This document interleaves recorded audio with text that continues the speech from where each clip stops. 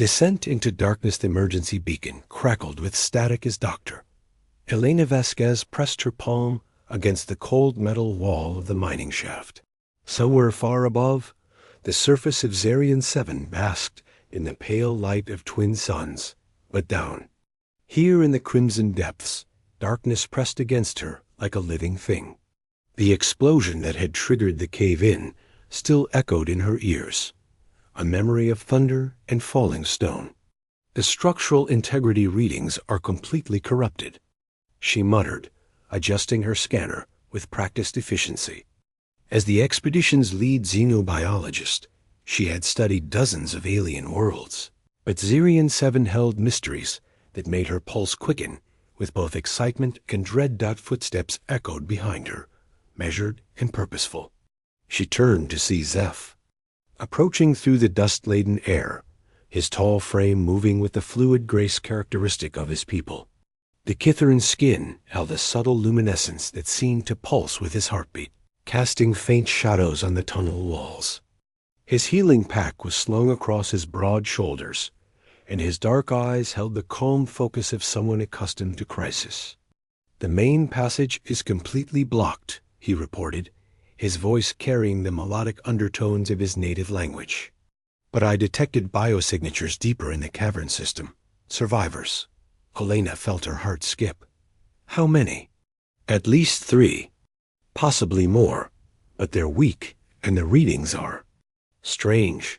Zeph's brow furrowed as he consulted his own scanner. "There's something else down there, Elena. Something that's been dormant for a very long time." They moved deeper into the cavern system, their lights cutting through the oppressive darkness. The walls here were different from the upper levels, not the rough-hewn rock of the mining operation, but smooth surfaces that seemed to absorb their illumination. Strange symbols glowed faintly where their lights touched them, pulsing in rhythm with their footsteps. "Fascinating," Elena breathed, running her fingers along the ancient markings. "These predate any known civilization in this sector. The Xenorchaeology." Teen will be beside themselves. Zeph moved closer, his shoulder brushing against hers as he examined the symbols. She caught his scent, something like copper and rain, distinctly alien yet somehow comforting. "My people have legends about the deep places," he said quietly. "Stories of chambers that respond to the presence of life, that can sense the intentions of those who enter." As if summoned by his words, the symbols flared brighter, and a low harmonic filled the air. Elena's scanner went wild, detecting energy patterns unlike anything in the databases. The cavern ahead opened into a vast chamber, its ceiling lost in shadows, its floor covered in a crystalline matrix that reflected their lights in impossible patterns. "The survivors," Zeph said urgently, pointing to a cluster of readings near the far wall. "They're trapped beneath those formations." Elena's scientific mind raced with possibilities, but her human compassion drove her forward. They had work to do, people to save. Yet as they ventured deeper into the ancient chamber, she couldn't shake the feeling that they were walking into something far greater than a rescue mission. The crystals sang softly around them, responding to their presence with growing intensity. And somewhere in that alien melody, Elena heard the echo of destiny calling. The weight of trust woman trapped beneath the crystalline debris was conscious, which made everything worse. Neera's pale blue skin had taken on an ashen quality, and her breathing came in shallow, controlled bursts that spoke of tremendous pain held carefully in check.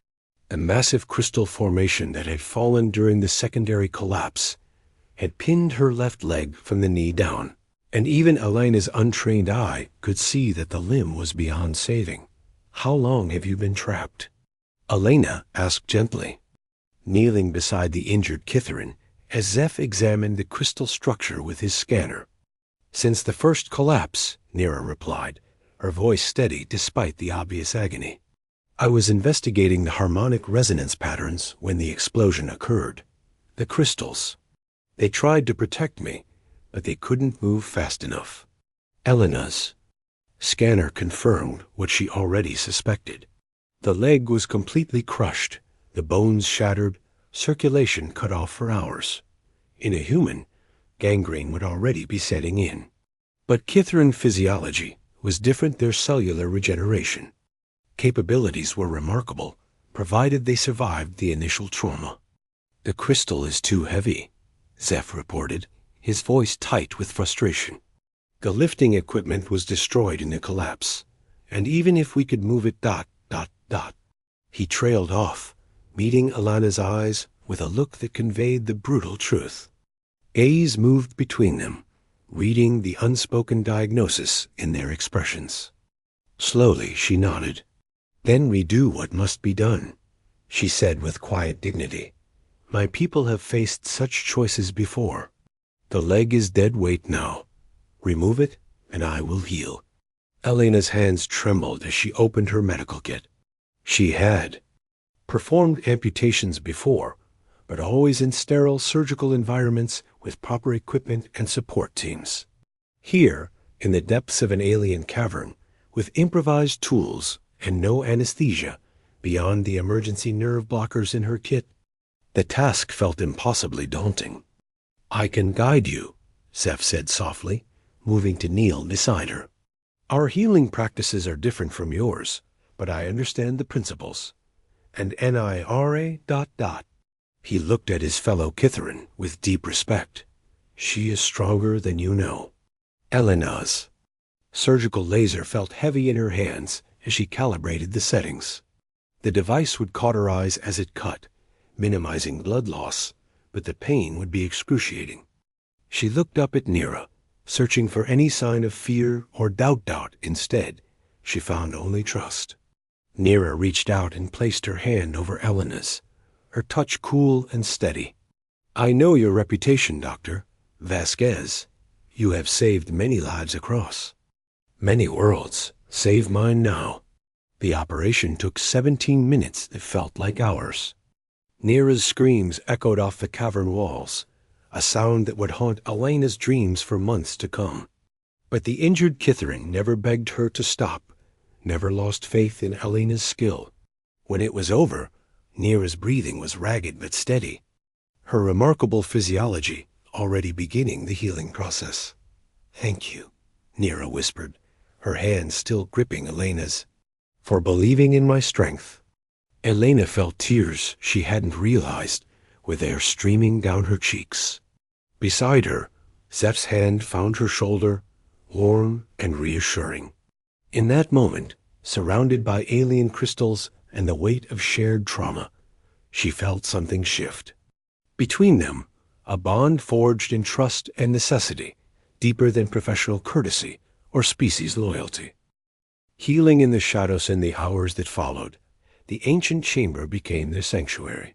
The crystalline formations provided a soft, ambient light that seemed to respond to their emotional states, pulsing gently when they were calm, brightening when anxiety peaked.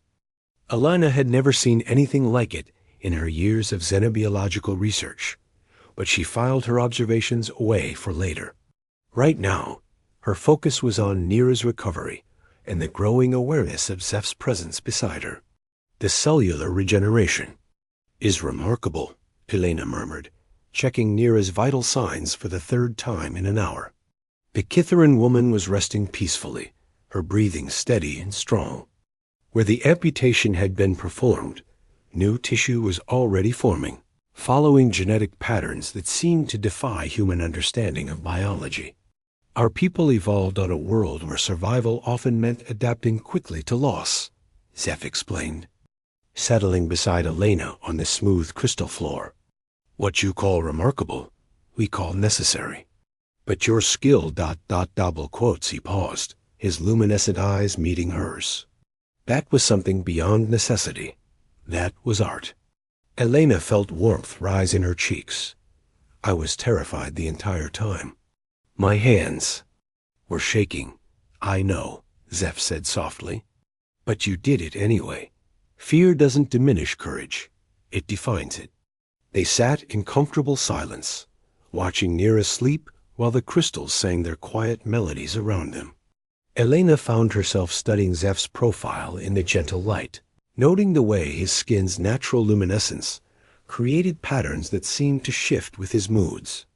There was something hypnotic about it, something that made her want to reach out and trace those glowing lines with her fingertips. "Tell me about your scars," she said instead, gesturing to the faint marks she could see along his arms and neck. Unlike human scars, these seemed to glow slightly brighter than the surrounding skin. Zeph's expression grew distant. "Each one tells a story of someone I couldn't save," he said quietly. "In my culture, healers bear the marks of our failures as reminders of our limitations. This one," he touched a curved scar along his collarbone, "was from my first assignment. A mining accident, much like this one. I was too slow, too hesitant. 3 people died because I doubted my training." Elena's heart clenched at the pain in his voice. Without thinking, she reached out and placed her hand over his, feeling the warmth of his skin and the subtle texture of the scar tissue. "And how many have you saved since then?" "Hundreds," he admitted. "But the ones we lose, they stay with us longer than the ones we save." "Good," Elena said, surprising him with her vehemence. "They should stay with you. Not as punishment, but as proof that every life matters to you, that you never become callous to loss." Zeph turned his hand palm up, capturing her fingers in his. His touch was gentle but firm, and Elena felt a jolt of electricity run up her arm. "Is that how you see it? In your profession?" "In my profession, I study life in all its forms across the galaxy. And what I've learned is that every species, every individual, carries something unique and irreplaceable. When we lose someone, we lose a piece of the universe's story forever." Their faces were close now, the crystal light playing across their features. Elena could see flecks of gold in Zeph's dark eyes, could feel the warmth of his breath against her skin. The scientific part of her mind catalogued the differences between them, the way his pupils dilated differently in response to light, the subtle ridges along his temples that indicated enhanced sensory organs, the way his skin seemed to pulse with its own inner light. But the woman in her only cared about the way he looked at her, as if she were something precious and fragile and strong all at once. "Elena," he whispered, and her name in his voice was like music. She leaned closer, drawn by something deeper than curiosity or professional interest. When their lips met, it was soft and tentative, a question asked and answered in the space of a heartbeat. He tasted like starlight and possibility, and when they broke apart, the crystals around them had brightened to a warm golden glow. "I've never ... Zeph began, then stopped, his luminescent skin flickering with what she realized was the Kithaeron equivalent of a blush. "Neither have I," Elena admitted, her hand still in his. "But I think some connections transcend species." The price of survival dawn was breaking somewhere far above when the rescue team finally reached them. The sound of heavy machinery and shouting voices echoed through the cavern system, growing louder with each passing minute. Elena felt a mixture of relief and unexpected sadness. Relief that they would soon be safe. Sadness that this strange, intimate bubble of existence was about to burst. "Here," Zeph called out, his voice carrying the harmonic undertones that would help the rescue team triangulate their position. 3 survivors, 1 requiring medical evacuation. The team leader who descended into the chamber was a grizzled human named Jorik, his weathered face showing the strain of 36 hours of continuous rescue operations. He took in the scene with professional efficiency near his condition. The medical supplies scattered around their makeshift camp, the ancient crystalline formations that surrounded them. "Impressive work, Doc," he said to Elena, gesturing toward Neera's bandaged leg. "We've got a medical transport standing by topside, but we've got a problem." Elena's stomach tightened. "What kind of problem?" "The whole cavern system is unstable. Our structural engineers say It's going to collapse completely within the next few hours. But here's the thing, these crystal formations are the only thing keeping the upper levels from pancaking down on the main mining complex. We've got 300 people up there who don't even know they're in danger. Zeph was already moving toward his scanner, his expression grim. The harmonic resonance, he muttered, taking readings. The crystals are maintaining a structural field, but it's failing. The explosion damaged the resonance patterns. Can it be repaired? Elena asked, though she already suspected the answer from the look on Zeph's face. Theoretically, yes. The ancient technology is designed to respond to bioneural input. Someone would need to interface directly with the control matrix, recalibrate the harmonic frequencies. He paused, his glowing eyes meeting hers. But it would require staying behind while the cavern stabilizes. And the process ... It's not designed for human physiology. Jorek's expression darkened. How long would they need to stay? At least 6 hours, maybe longer. Elena felt the weight of those words settling over her like a shroud. 300 lives against one. The mathematics were brutal but simple. She opened her mouth to volunteer, but Zeph's hand on her arm stopped her. I'll do it, he said quietly. My people have more experience with bioneural interfaces. And ... He looked at Elena with an expression that held everything they hadn't yet said to each other. I won't ask you to make that sacrifice. No. Elena's voice was firm, final. If you're staying, then so am I. My xenobiological expertise might be crucial for understanding the interface process. And besides ... She reached out to touch his face, her fingers tracing the luminescent patterns on his skin. I'm not leaving. You down here alone. Jorek looked between them, understanding dawning in his eyes. Doc, I can't authorize. You're not authorizing anything, Elena interrupted. You're accepting the reality of the situation. 2 people with complementary expertise have the best chance of success. Nira, who had been listening to the conversation in silence, spoke up from her position on the improvised stretcher. She's right. And she looked at Elena and Zeph with something that might have been approval. Some bonds are worth the risk. The next hour was a blur of activity.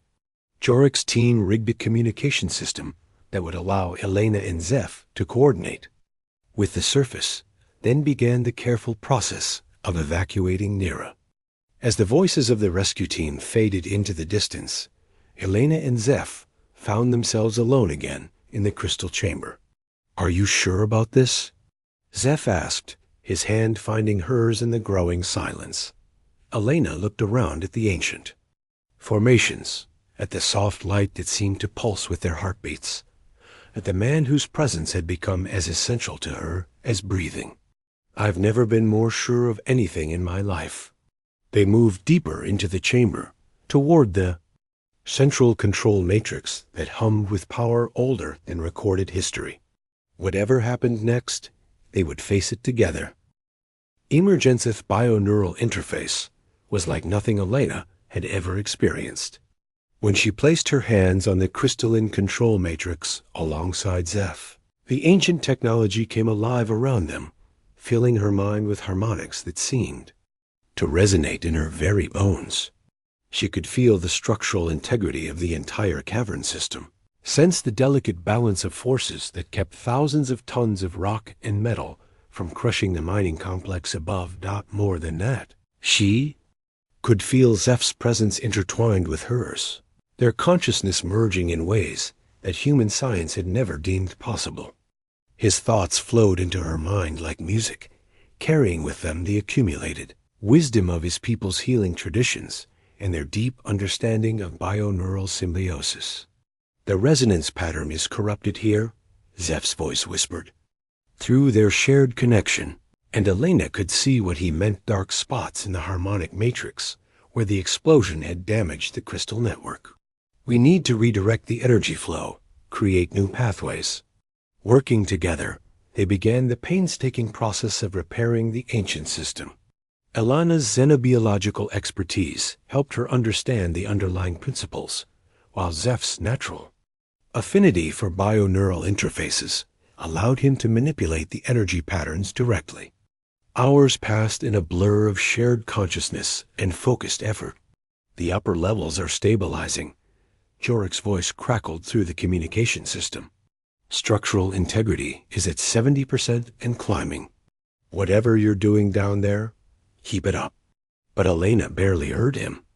She was lost in the wonder of experiencing the universe through Kitharin senses, feeling the subtle vibrations of living crystal and the deep harmonic frequencies that connected all living things.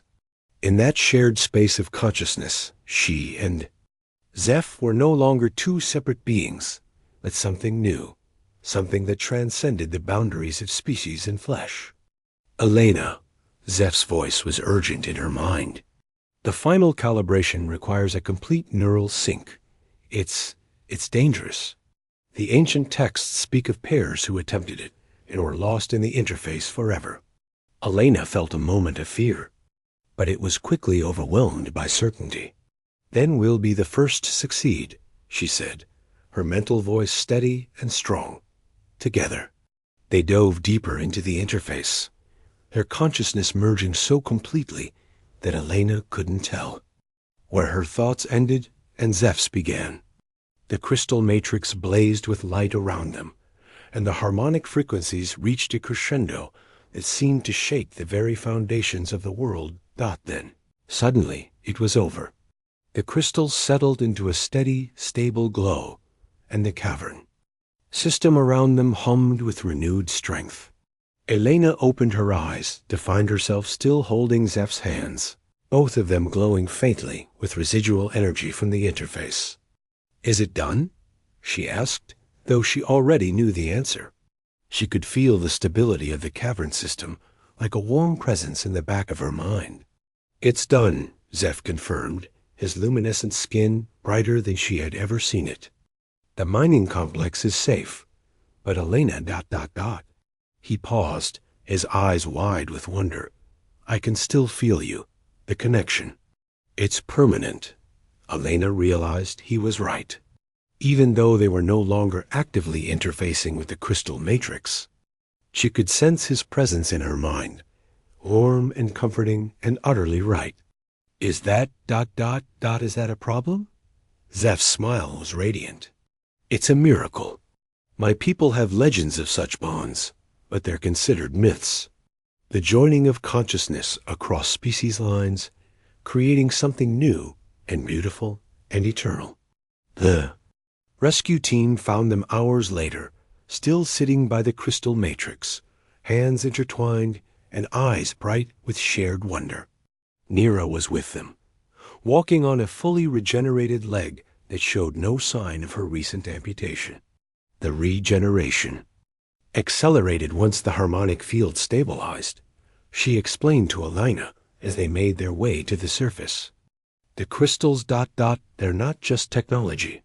They're alive in their own way, and they remember every life that's been touched by their light. As they emerged into the pale sunlight of Zarian 7's twin suns, Elena felt the weight of everything that had changed. The mining complex bustled with activity, 300 lives continuing their work thanks to the sacrifice and courage of two people who had found something worth fighting for in the depths of an alien world. "So what happens now?" Elena asked Zeph as they stood together in the fresh air, their hands still linked by choice rather than necessity. "Now we explore what we've become," Zeph replied, his mental voice as clear as his spoken words. "We've opened a door between our species that has never been opened before. The scientific implications alone..." "Forget the science," Elena said, pulling him closer. "I want to know what it means for us." Zeph's kiss was her answer, warm and full of promise and tasting of starlight and hope. Around them, the crystals in the cavern depths sang their ancient songs, and the universe itself seemed to smile at the love that had bloomed in the darkness and emerged, transformed into the light. Their story would be told for generations. Human xenobiologist and the Kithaeron healer who proved that some connections transcend species. That love can literally move mountains. And that sometimes the greatest discoveries come not from studying life, but from living it.